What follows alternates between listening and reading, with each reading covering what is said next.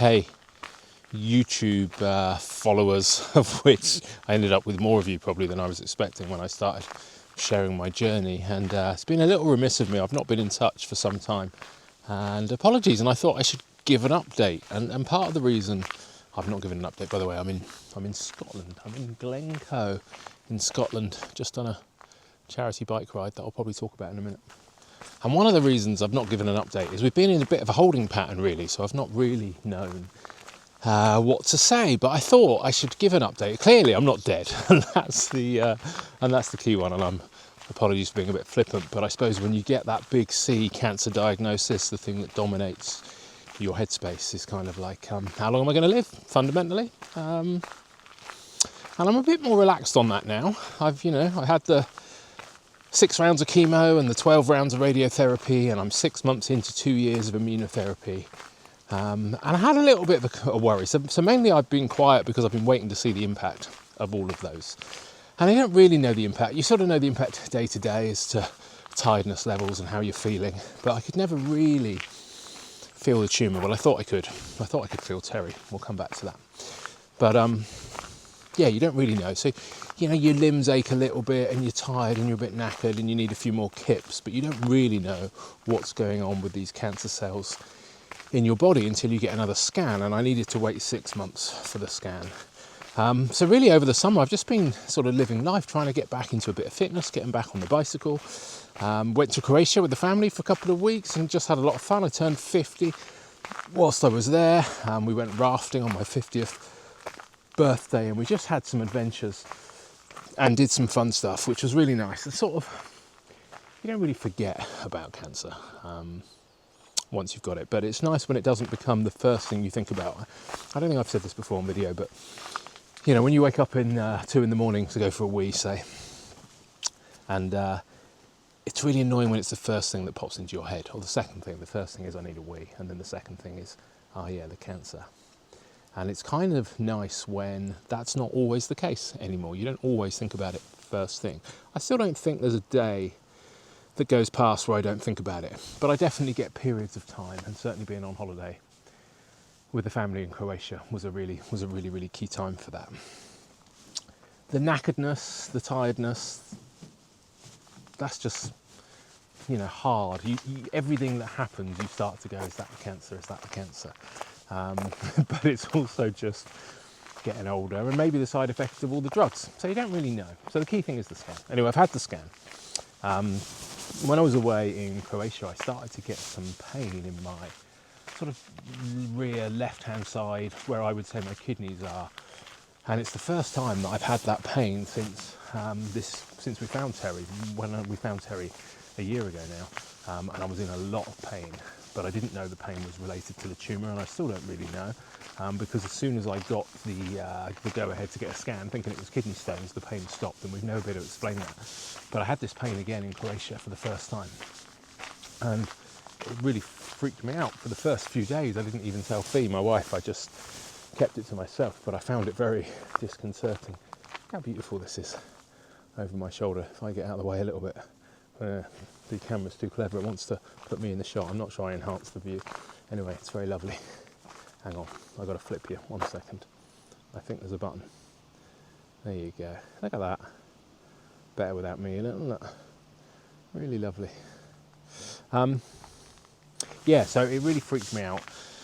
And I ended up telling Fee a few days later, and I was really worried. But at that point, the pain was very negligible. Just got to navigate a little stream, rivers, and it's a stream way of describing that. And then over the next few weeks, that pain became more consistent, more regular, a little bit more intense. Never to the same levels of last year, but enough. And it's such a unique feeling that I'd only ever had before last year when we found Terry. So I was freaked out. I was 80% sure that Terry was back, and not to the full size. I thought he can't have grown back to 17 centimetres, but maybe there's a little bit of tumour that's growing, and maybe the positioning of it, maybe it's right on my. I'm just checking the map to see where I'm going. Maybe it's right on my kidneys, and it's pushing So when I went, I actually phoned the hospital and I brought my PET scan forward by 2 or 3 weeks. The first day that I could have it, I have to wait 3 months after the radiotherapy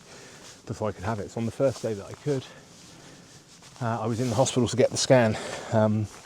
Pretty sure that I was going to be cancelling my plans for the rest of the year and that I would require some more treatment. I'm going to be quite breathless walking up that hill, so we'll stop here for a minute and I'll finish. Anyway, went in for the PET scan. Nervous, to say the least. And I haven't had the full results yet, but the nurse called just to say that the results were good and there was nothing to worry about and I was in remission. And remission means shrinking. So what we're hoping for is NED. No evidence of disease is the dream scenario, knowing it's incurable. But if we can minimise it and then hopefully hold it at bay for a long time, that'll be great. So I'll get those results on the 18th of September when I see my oncologist properly. But apparently the news is good. And so I'm very confused as to what that pain was. It's now gone, pretty much. Then had some issues with vertigo. So there's all these weird little side effects and stuff like that. But in essence, we're in this sort of no news is good news stage. We're in this holding pattern. I have now another 18 months of immunotherapy. So every 8 weeks I go into hospital, get put on the catheter and the drip, and I'm there for about 5 or 6 hours. And that's the plan really now until the end of 2026. And in theory, if that's working, and this scan infers that it is, I think, like I say, I'll share the full details when I get it. But if that's working, there's no reason really to think that won't carry on working. So for at least the next 18 months, I should be good.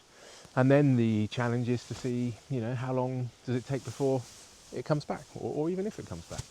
And then there's loads of stuff that I'm doing lifestyle-wise to try and minimise that, including getting some exercise, one of which is spending time in the woods. So if you can see, but I'm about to go up what's a fairly steep hill. It probably won't come across on camera, so we might chat a bit more when I get to the top. But in managing my health and well-being, I'm not as stupid as I once was, and I recognise that I'm just going to chill and walk up slowly. Talking to you at the same time is going to be too much. So I'll get to the top, I'll be back. I'm halfway up. The kind people have put a little seat in for the old knackered cancer patients who like to have a little chill on the way up. Let me flip the camera and show you where I am. So really beautiful woods. I don't know if the microphone's picking up the trickling of a little stream going through, but it's very nice. I adore Scotland. Anyway, the reason I'm here is part of the recovery story really that I just thought I'd fill you in as well. So getting back into the exercise routine. So Chris Hoy, most of you, certainly British viewers, which is the vast majority of you, will know Chris Hoy, our most decorated Olympian, I think, who also has stage 4 incurable cancer. Wrote a book about it. It's been getting a lot of publicity. But what was really cool, he organised a charity bike ride 2 days ago. No, yesterday here in Glasgow. And it was really to do 2 things. One was to raise a lot of money. So over £2 million has been raised for cancer charities. I raised £3,500 for Wessex Cancer, based down in Dorset and Bournemouth, where I'm based. And that was really nice to be able to give back to them. But his second one, apart from raising money, was just to change perceptions of stage 4 cancer. And I think that's really important. I guess what I've learned on this journey is I'm much calmer now than I was, and I am very lucky. I laugh as I say that. Obviously, not getting cancer would be the most lucky thing. But if you're going to get one, mine's a good one. And not all stage 4 cancers are as treatable, and mine was counted as stage 4 because it had spread from one tumour. There was a number of problem areas, shall we say, and the key thing with lymphoma is it was above and below the diaphragm. But it does respond very well to drugs, which not all cancers do. So I'm lucky in that regard. But there's a number of people with stage 4 cancer, and it doesn't mean what it used to do with some of the new drugs, with things like immunotherapy and the treatments we can have, but also our recognition of the need to look after your mental health, get outdoors, exercise. You can still live, although you may not live as long, in a shorter period of time, you can still live a pretty fulfilling life, and in some ways maybe more so, and I'll come back to that. So when I saw that Chris was doing this, I'm a big fan of cycling. I've done plenty of rides. In fact, I found Terry, the tumour, when I was training to do Land's End John O'Groats. I thought it's destiny. I love bikes. I've joined Britain's shittest stage 4 cancer club. It's destiny that I should go and do this ride. And it really did motivate me to get back on the bike because I've not done a lot. And it wasn't a huge distance. It was 56 miles, 90 kilometres. is a lot to many people, and especially a lot of people on this ride had either had cancer or were affected by people close to them who had it. So there's some really inspiring stories on the ride. So it needed to be manageable. So it's a lot for some people, but yeah, it was a great excuse to go and raise some cash and really good energy. And thanks to Chris Hoy and Tour de Four for what they did. And I think it's important, this idea of changing perceptions of stage 4 cancer. And I guess if there's a reason that I continue to share my journey, it's to give people a little bit of inspiration and hope, if so many of us are going to end up with cancer, to say, you know, it doesn't kill you quickly most of the time, so you don't need to instantaneously panic. You have got some time. And if you're lucky like me and the treatment seems to be working, then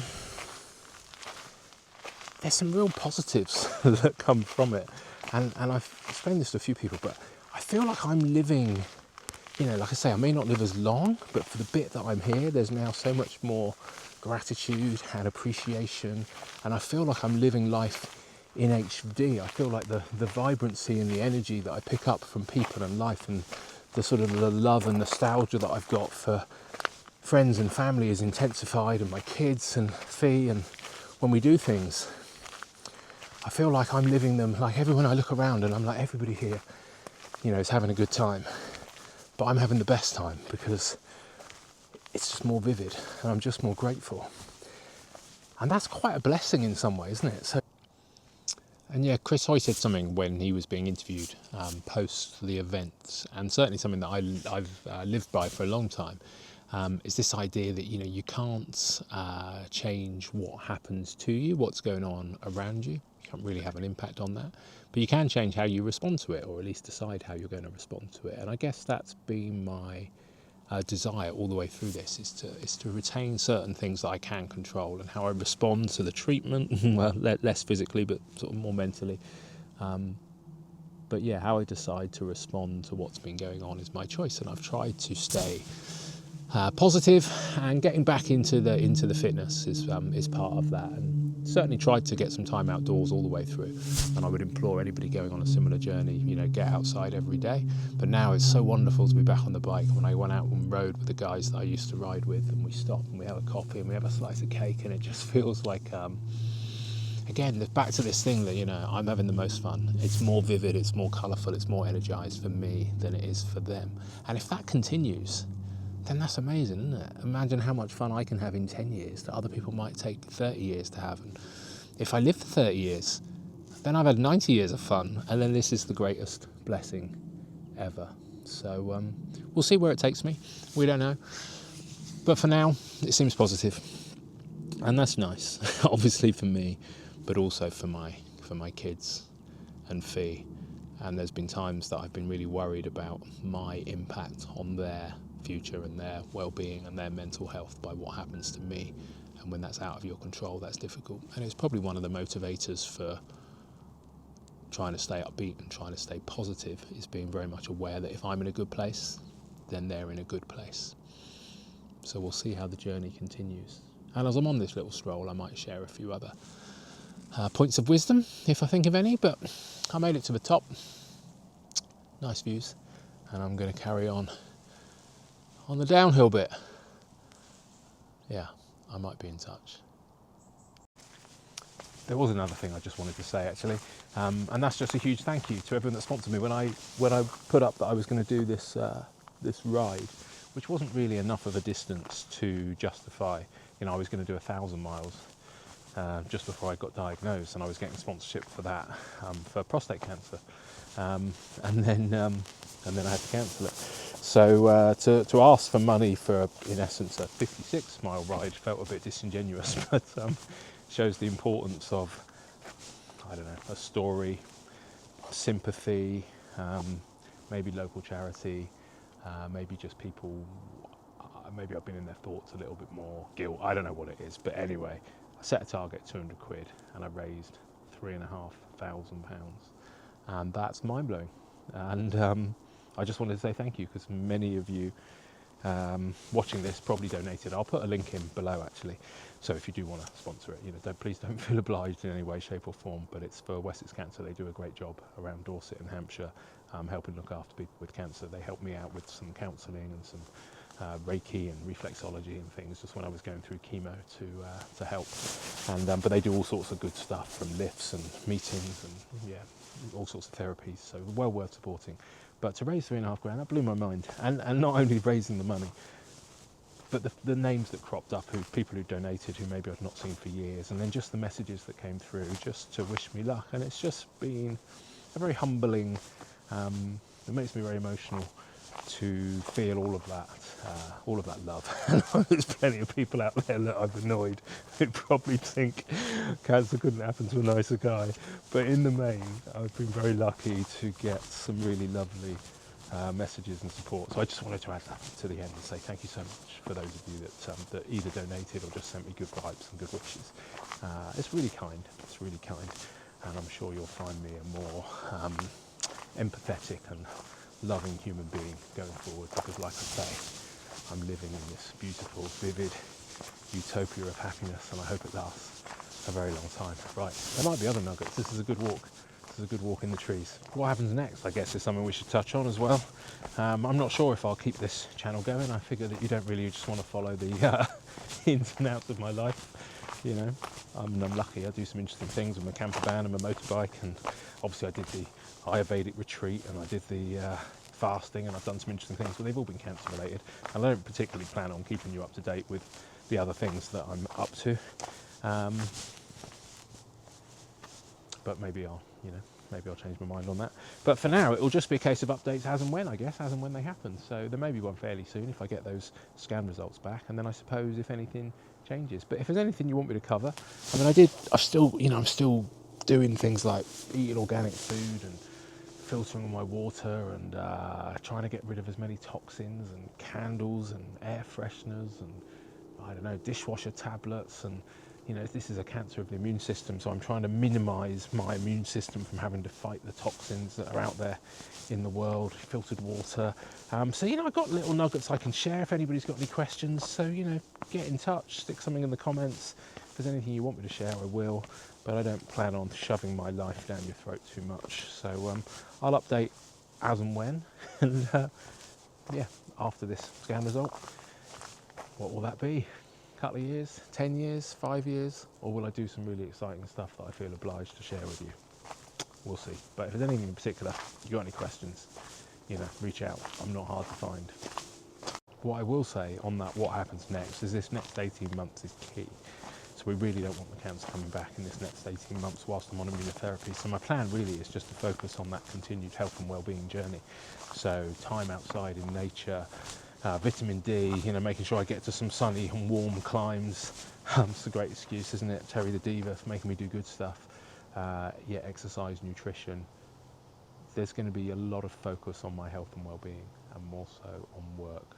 Hopefully forever, but particularly this key kind of period where I need to get my body back into homeostasis, I guess, to get it to recover. I need to know, do I feel knackered because of the cancer? Is it because of the treatment? Is it because of my age? Or actually, can I resolve all of those things? And the only way I'm really going to know that is to focus on my fitness and to get in the gym, to get on the bike, to get outside, and that's going to be my plan. So maybe, like I say, maybe I'll share some bits of that along the way if anything interesting happens. But less work, more pleasure is going to be the strategy for at least the next 18 months. Excellent news, and one last quick thing. Since I recorded this video, I've been back to the oncologist and I got those scan results, and they couldn't have been better, really. So Terry started at 17 by 9 centimetres, second scan he was 3 by 2, and in the most recent scan he's gone. So fantastic. It is a cancer of the blood, so on a cellular level, that's why they say it's treatable but incurable. But from a tumour load perspective, it's all gone. And that is exactly the response I was hoping for. So things are looking good. All right, thanks. See you soon.